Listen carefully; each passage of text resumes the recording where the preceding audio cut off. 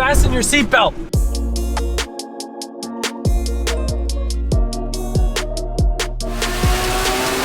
Stop pulling me around with that thing.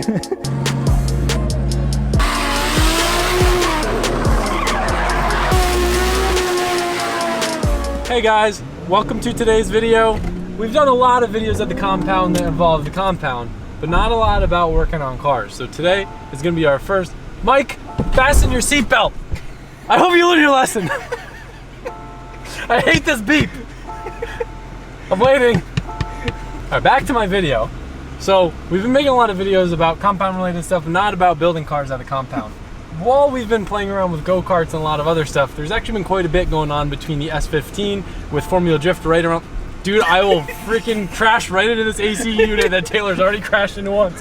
Oh my God, can't do anything worse. God. All right, back to my video.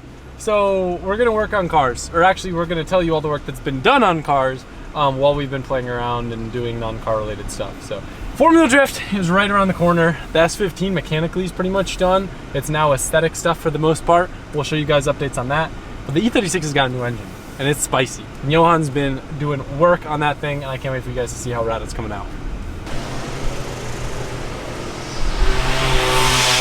All right, so we're gonna start off with the E36, and then at the end of the video, we'll give you some updates to the spicy S15. So if you remember, the last time we kind of filmed with this thing, it was right before clutch kickers. We went to start it, and it was down a cylinder, and it turned out that I had a bad engine. So we wound up taking the S15 just because of time reasons and not wanting to do an overnight engine swap. But now we've had time, and John has been working diligently to reveal the brand new 2JZ. Battery bracket.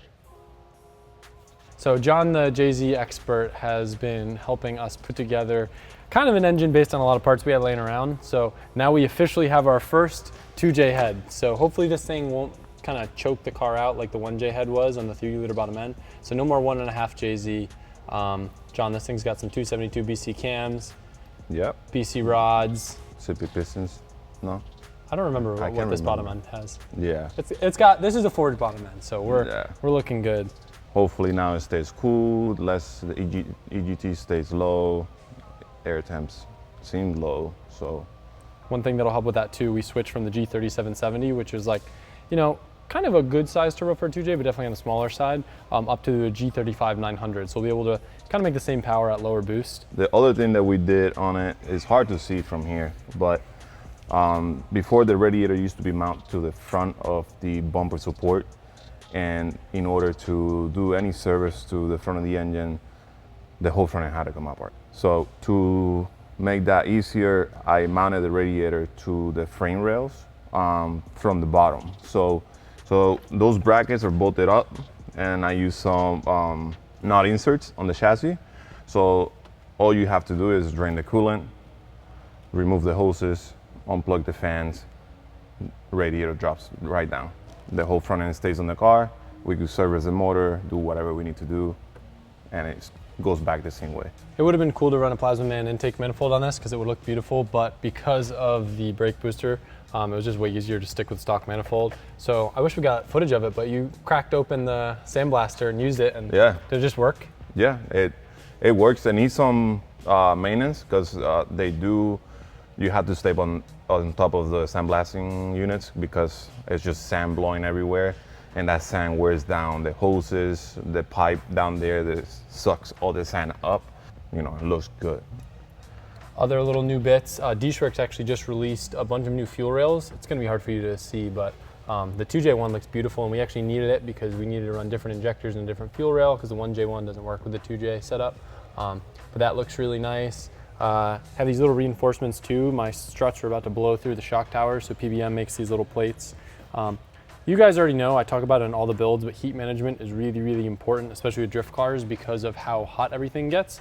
DEI, you guys know I always talk about all the cool products they make, from the Velcro sleeving to the sleeving that you put on when you're making lines, turbo shields, exhaust, header wrap. and I am proud to announce that they are actually now an official sponsor of my FD program. So super cool, especially since we've been using their products for years, and now having them on board, I'm super excited. They've been sending us some really cool stuff to play with that we haven't even seen before that we're gonna start using in a lot of builds and kind of share with you guys. So we'll go into a little bit more detail on some of their products that we used on the 15, but on this, I mean, I guess the only other really stuff, I knew you had to redo the intercooler piping. This looks really nice how you did it on the elbow here and kind of coned it out. Yeah. I like the cast on the compressor. Right. Similar to the R32. Redid that pipe, used some of the 01 stuff on the bottom. And then the downpipe, 4-inch downpipe. I don't know if you mentioned that, but we switched to a 4-inch downpipe, and if you could fit your fist in it, yeah, you're gonna make some power, let me tell you. Yeah. And then the manifold too, I guess. Yeah. I had the dock manifold sitting on the shelf, and it was supposed to be what was gonna go on the Chaser, but unfortunately, you know, this was more important, and I wanted to drive this in clutch kickers. I don't want to risk the 15 again, so we had that laying around, and I know we had to like get some 2J parts from random people, but between all of us and all our friends and random stuff we had laying around, we were able to kind of throw this thing together. But that's the biggest drawback of going the 3-liter head, is just that you have to do different manifolds, and that was the allure of the 1.5J, is we could keep the same manifold turbo setup, didn't have to redo everything. But now, oh yeah, and we have the old valve covers from the S15, which have some cool little baffles in them. We got the nice little radium fittings. Yeah. It's like the Mini, it's like actually now the Mini S15. Like we always said that, but I mean, I'm so excited for them to hear it. Yeah. Oh, and you guys know, sick. like here, you wanna pop this thing up in the air so they can see what's hiding underneath her skirt? Yeah. I wonder, there's more.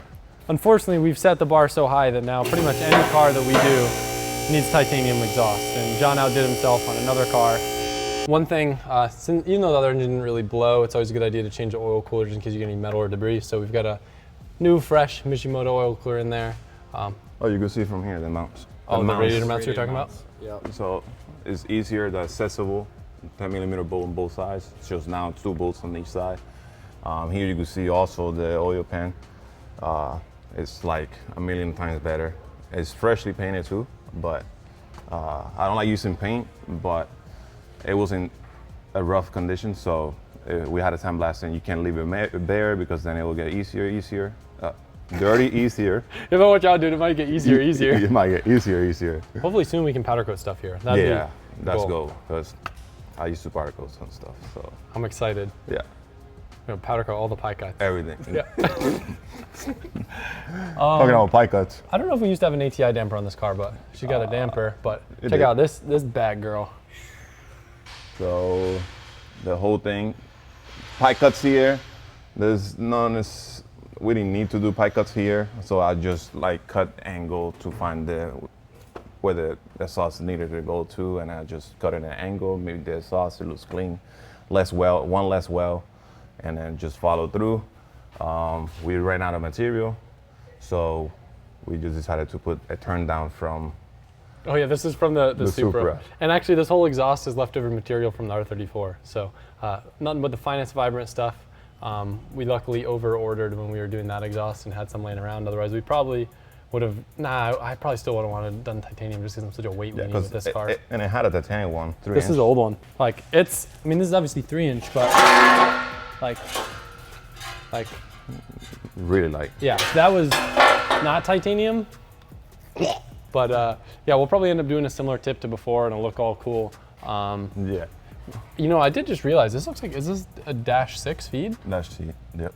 So that might be part of the reason why what you guys are about to see. So this is kind of one of those fun videos where we've been like kind of stacking footage on the side. So this car's already hit the dyno. We've already made power with it, and we've already figured out the issues that it has. And one of them is that it started running out of fuel with the new setup, and probably use some bigger line, because I think the DW400 should do 750 on E, but the -6 feed with E is kind of a little small.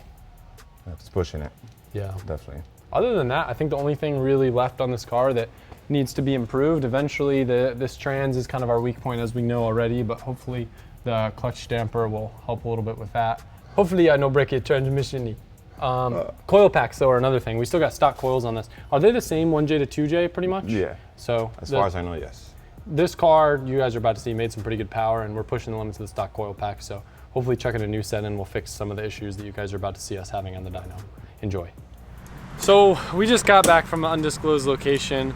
There's a bunch of videos that we've been stacking up that I can't post for a very complicated reason. But nonetheless, I didn't get to hear the E36 first start with the new engine setup because we weren't there. But I'm about to hear it for the first time, and we're about to throw it on the dyno. I know this is in the middle of the video, so it doesn't really make much sense, but hopefully it'll make sense once you guys finish watching this video. But it's got a 2J head now, some big cams, a little bit bigger turbo. She's gonna rip.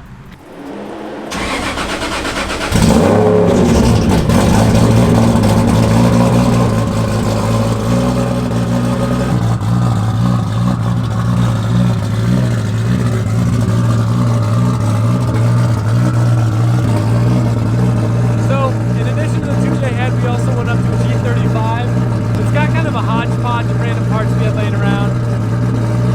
VC rods, VC 272 cams, some other special sauce, but listen to this thing.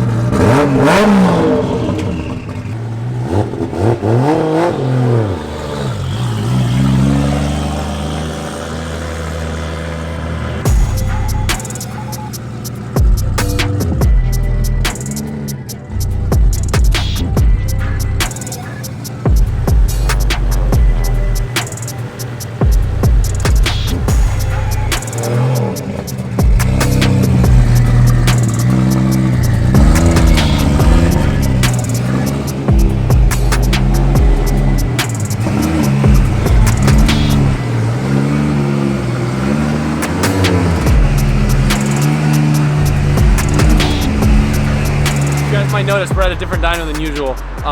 You've been watching for a while. We're actually at Phillips. Our buddy Lewis over here actually put in a dyno. So he's got his own dyno now, and we've just been using Titan a lot. I feel kind of bad sometimes going there after hours, and Freddie was already here tuning another car, so it's easier just to bring it here and hop on the dyno since everything's all set up. We're excited to see what she's gonna make.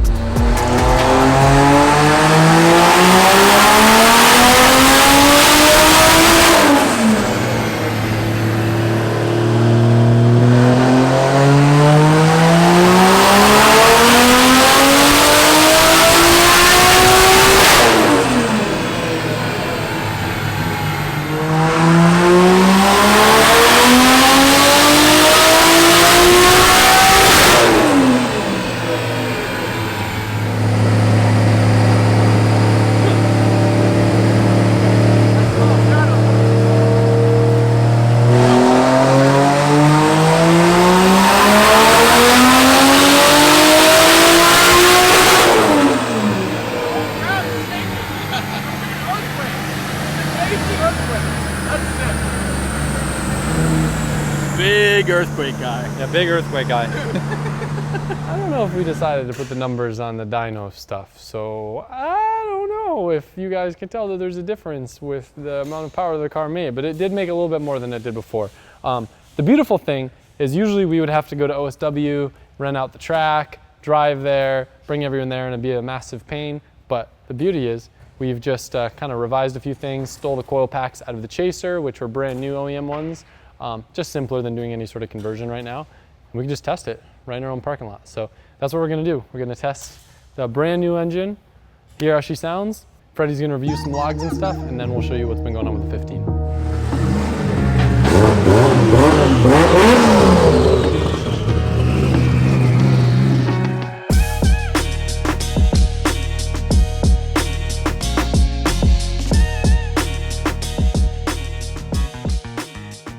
I'm excited, guys. This new setup sounds spicy. I'm gonna kind of do a little bit of, warm-up donuts, make sure everything feels okay. Just kind of playing the safe side, watching some logs, making sure oil pressure, temps, everything's cooperating, and then we'll start to do some full rips.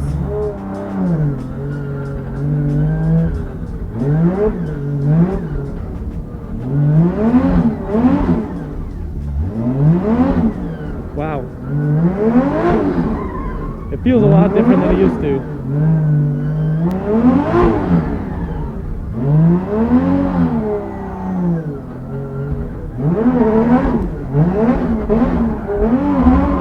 Watch out for that water.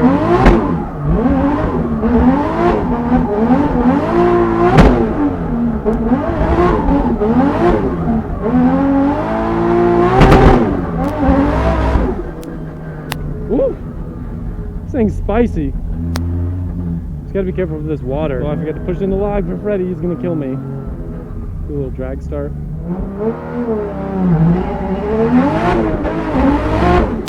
Still got a pretty good gap in between gears, so that's good. I was worried that maybe I would fall out of boost, but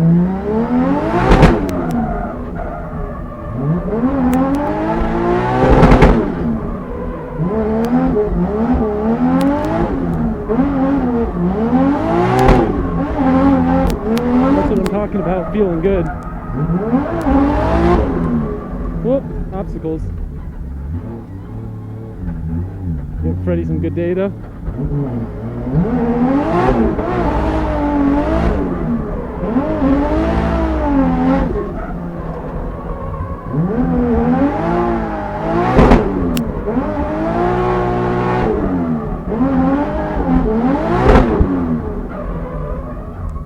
Alright, coolant temps, we got up to 206. Not bad. Not bad, not bad. Intake temp's only 125, that's very good. Usually this thing would get crazy, like 200 degrees.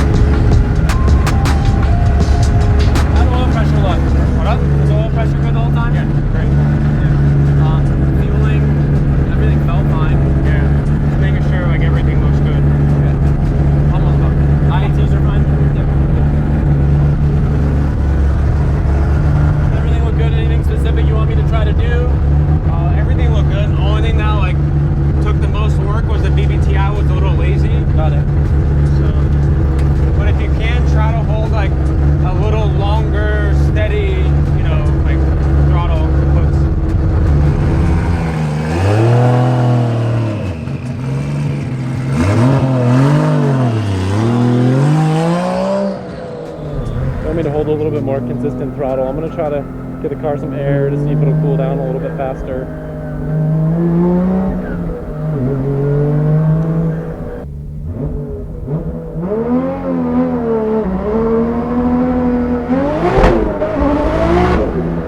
Yeah, she's spicy.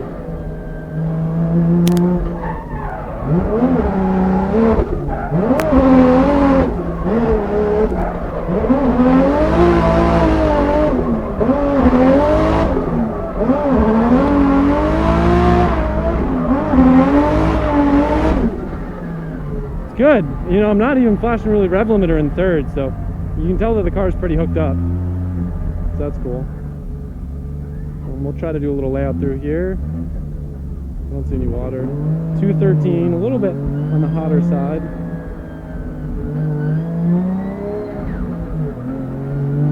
Gonna cool down a little bit. Do a UE down here, and then I'll loop back in that other strip. Freddie just wants some nice, smooth data.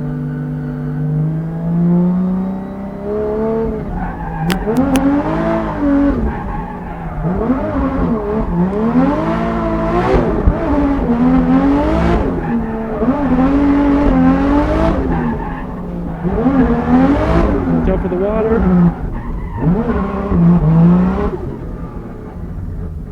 Could use a little bit more boost, almost feels like in the mid-range, but she's not bad. 215's okay. A little on the hotter side.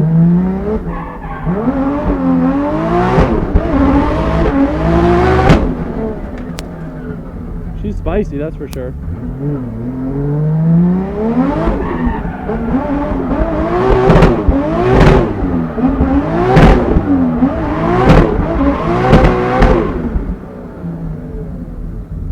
I lost power steering.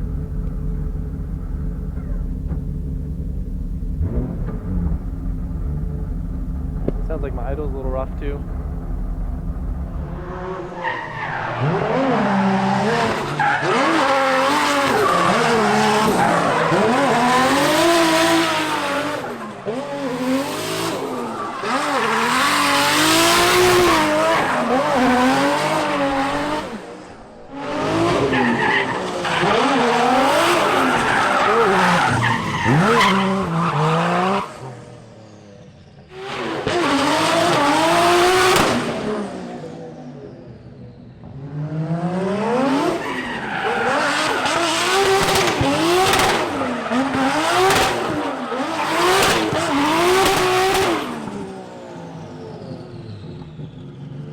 Here than in comp. Right. Yep. Only is in power steering pump flexing, but it's the same setup, right? Yeah. Poor baby. Oof. Fuck. You good? I'm good. Fuck, second time. What car can we take it off of? What doesn't have AC? Chaser? That has AC. It's the only JZ without AC? Other than the 15, Yeah, 15's crazy belts. even last year's? Yeah, different. Overall, like, in terms of fresh tune, the car felt great. Power is perfect. I don't know if you could tell, it wasn't even hitting redline in third. So, like, we could technically add more sauce to it if we wanted to. We could, just need the fuel system for it now. Oh, and coils for it, huh? Yeah. Well, these seem to do a lot better than yesterday. Yeah. But it's definitely, like, it feels good. Yeah. She's a ripper.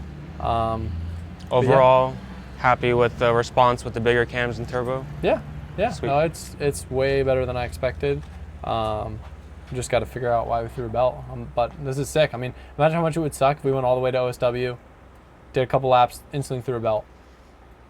Yeah. So this is, yeah, this is cool. Hello. Hi everyone. So we blew a throw-out belt. I think this will be the first time we do that. We saw there was some flex on the power steering pump. Everything is tight. So what I did was I adjusted the rod that you use when you delete the AC compressor to have more tension on the power steering pump, so it doesn't move as much. Hopefully that does it. Adam's gonna go out next and just beat the crap out of the car at the higher revs, because now we're revving the engine higher, so I think that's why he's throwing the belt. So we'll find out now.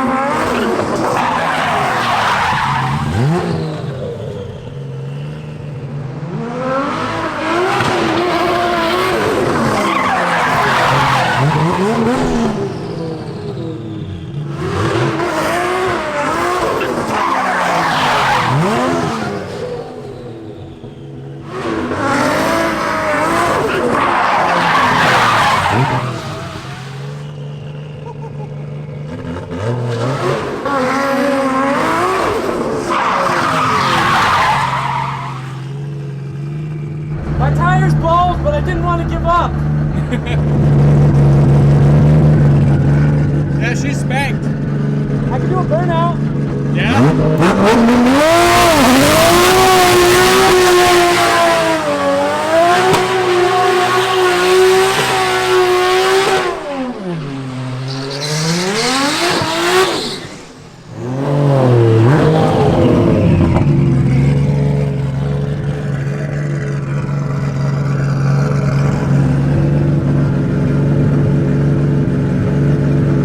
Car feels great. It doesn't feel like wildly different than the old setup did, but the numbers that I'm seeing on my little screen and that Freddie's seeing, it signified that the car is a lot happier. So that's good. We want the car to be happy. Everything feels good. That was fun driving it here. It's fast. I really want to do a backy there. I've figured out that that's probably one of the best backy spots here, minus the tree. But my tire was bald, so we'll have to wait for next time.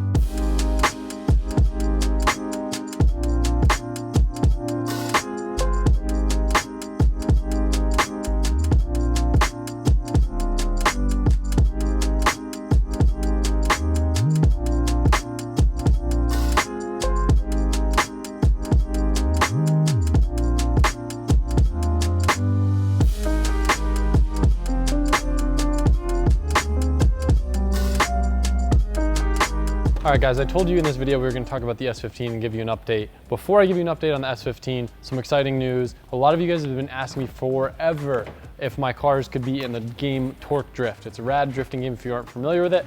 And finally, we were able to put something together and get both the S15, my S13, and my R32 all in the game. So I'll put a link in the description if you guys want to check that out. It's pretty exciting. My 15 is in the game with last year's livery, but as soon as we release the new livery, which is even more cool, it will also be available in the game. So that's pretty excited.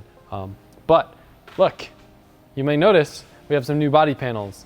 Sam had actually made a whole video on the process behind getting my hands on all this new Yashio Factory stuff, but I'm very excited and proud to continue my relationship with Oka-chan and Yashio Factory and Sama, and they were able to send us not one, but 2 more complete kits for this season. So we should be set now with 8 rounds, and me driving more like a dickhead. There's a good chance we're gonna need them. So yeah, that's better. I'm super pumped. You might notice too, their kit usually ends here, but they specially make them for me because of the fact that I don't have any rear structure for my car left. So this is full custom right here. Some full custom Yashio Factory. Also exciting news, a buddy of Matt's who did some work on his car, Ray, is actually going to help us get these panels painted up here in-house. So he actually came by today and he's helping get the bay dialed in, so we'll actually be able to both save time and use the bay for the first time on painting up the new kit. So got the new kit. Old doors are no good. Marco spent some time today starting to prep the doors. We're actually going to leave a lot more of the structure inside the door. Normally you'd gut it for weight, but with the bigger Nitto tire, which because it measures out bigger, we're in a different weight class than we were last year. We actually need to add some weight to the car, and very easy to add weight just by gutting out less from the doors. So pretty much nothing's changed on the engine except for that cool clear eBay cover right there.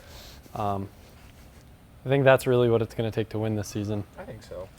All jokes aside, we're dry sump. Hooray! The car's already been on the dyno, tested. Look, that thing right down there. I got the new fancy motor plates too, which is sick. Makes it easier if any suspension or subframe stuff needs to get pulled out, and it looks pretty cool. Chris, you were there at the dyno. Tell us the difference that you noticed with kind of the dry sump, power difference, I don't know, whatever. So pretty much the engine package still is the same as from the wet sump and same turbo, everything else. We hit like 840 wheel, peaked, and then fell off. And then with this setup, it never fell off. We gained like 15 more wheel. It was like 860, 870 or so. And then it held it all the way to redline. Then we started playing with like the vacuum settings on it, pulled the pop-off valve off just to see what it would do if it was basically pulling too much air in. Lost 30 wheel there, so you're able to actually like dial these in to where you can, what would you say, maintain the amount of back pressure and vacuum inside of the engine with the pop-off valve and the regulator on top. So essentially, because of the crankcase pressure and all the oil sloshing around on the crank, we had a pretty noticeable difference up in the higher RPM range. Everywhere else, it was pretty much the same? Yeah, everywhere else it was pretty much the same. Revs a little faster as well, but everything after about 6,500 onward, you have a boatload more power because it never falls off now. And hopefully we don't lose oil pressure. Yeah. That's the cool part about it, not the power. Yeah, I don't want to change any more engines. Yeah, let's hope that that's not the case this year. Yeah. But anyway, moving over to this side, I told you guys we were using a lot of the DEI stuff on this car as well. Something new that was actually Chris's idea that I thought looks really, really rad. Rather than using the gold foil that's also made by DEI, sometimes it can, I don't want to say look tacky, but it can kind of throw off the vibe of the engine bay a little bit. So he used what is their trans tunnel heat shielding that's a bit thicker and has some like really sick adhesive on it. And I feel like it looks rad. Yeah, I like it a lot better than the gold foil. The gold foil always just stands out a little bit more, and this stuff has a larger thermal barrier. It's a little thicker, a little harder to work with, but... If you film over here, Mike, you can kind of get a better idea of the thickness. It actually has some insulation built into it.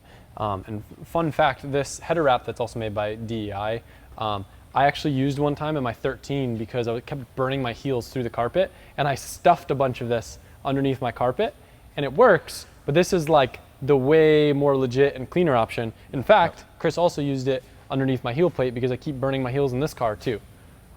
So very cool little feature. I don't know if it's marketed for stuff like this, but we've been using it and it is awesome. And it's way easier to make look good too, because like the gold foil, if you don't have like a perfect flat surface, sometimes it can be hard to avoid the wrinkles. It wrinkles, yep. But I'm super, super pumped on it.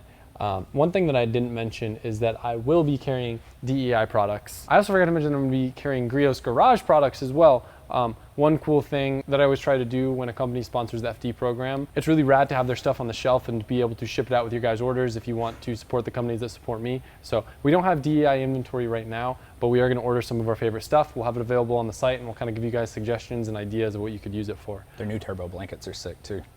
They're Gen 2s. Duh. Also, one thing that you should know, if you've never used heat wrap or a turbo blanket on a car, it will smell like your car is going to burn to the ground in the beginning. That's completely normal. We freaked out because Chris had been running the car in here, and I walked in and it smelled like an electrical fire. They have like, you know, a beginning phase where they need to get up to temp and like cook whatever oils and stuff are on them off, and it freaks me out. That's exactly what it smells like, is an electrical fire. Yeah.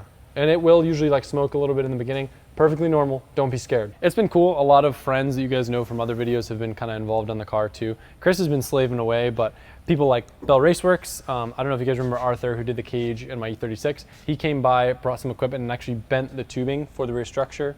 Marco welded that up, and I know Marco was giving you a hand fitting some of the windows because we have new baller windows. Do you know the exact difference in terms of the material? Yeah, these are actually polycarbonate. They're 3/16 thick and they're hard coated inside and out. I've been after these windows since last year. So I found these on another FD team that I was on, some guys that had a bunch of S15s, and I fell in love with them. Once I saw like how they're perforated, they have an OEM look, they're an OEM fit, they're absolutely amazing. And the cool thing is like, you can rub these down on microfibers and they don't scratch, and when you cut them, they have a nice edge where you can cut, they don't crack. A lot of stuff like Lexan cracks really easy. You can clean it with microfiber, it scratches, you try to cut it and it'll spider web, it'll crack. Yeah, this stuff is awesome. So the company's name, they're not a sponsor of ours, it's Plastic for Performance, correct? I'm just asking you guys, if you order anything from them because you saw this video, maybe just let them know, and then maybe next time we go to order some stuff from Plastic for Performance, they'll hook us up, because that'd be really cool. Is that sus? Is that an okay thing to ask? No. I feel like it's reasonable. Yeah. Because it's a really cool product, but not a lot of people know about it. Yeah. And who knows, maybe John Smith with a S15 street car wants polycarbonate windows. He goes and orders them from Plastic for Performance and doesn't tell them it's because of us. They might just think that, you know, whoa, that TV ad we did 3 years ago is paying off. Nope. That's not the case. That's new. The f is that? What? It's a keg. The beer Yeah. keg? Some gingham. Yeah, the beer keg? My dinglings in my floorboard. Oh, and another, we keep on talking about all the random people that are involved in this. Billy made us a pretty cool panel here because he's able to do sheet metal work. Do we have the panel so I can show them? Yeah, this is it right here. Look at that. Pretty cool to hide my beer keg from the tech so they don't know. All right, but yeah, if you guys remember, Billy helped fit the body kit on the Chaser forever ago and helped me get that car all straightened out, the one that was totaled that wound up driving around the country twice. Yeah, that one. But anyway, yeah, look at that. That holds all my oil. Yep. Honestly, I have no idea what a dry sump does. I just got it because everyone in the YouTube comments kept telling me to get it and said that that's why my engines kept blowing up. So, so hot in here is just me. Stop following me around with that thing. You guys might be wondering what we're doing for wheels. You're gonna have to wait for the next video for that to find that out. Don't tell them. No one can hear you because you're not wearing a lav. Ha ha ha. Also, one thing that I forgot to mention. Oh, I'm sorry. Just forget that clip. You good? It's going in. No, it's not going in. I was just trying to flash my knife, you know, so people know I got a knife on me. Got Turbosmart on the car this year. We've been using them on all the other builds and we've had great, fantastic luck. Their valve design is way better than the other competitors. They make a really nice product. So we have their blow-off valve on this car, and then we also have their wastegate. One cool thing, if you happen to have another wastegate on your car, even though it's labeled as a 45, it's the same flange as other competitors' 44s. So they're interchangeable and they're very rad. And I'm excited to always have their support on builds. They make really great product and they're going to help me take home the W. I thought I should probably mention, because it looks like the car is still in a lot of pieces and the first round is like right around the corner. Mechanically, car's done. It's just like aesthetic stuff at this point. Two other things I forgot to mention. We now have the WiseFab front subframe set up that Chris did. And then in the rear, we have an MA Motorsports subframe that Bink modified for us. But yeah, it's just kind of aesthetic stuff from here on out. A lot of the damage and stuff. I don't know that we're gonna have time to actually get this giant dent out before the season. So might just be some dirt under her skirt. You feel me? I go skirt, skirt until it hurts. It's gonna hurt. Yep, that's the video. Thanks. Freaking see you in the next one. Yep. They can't hear me anyway, so. Thanks, guys.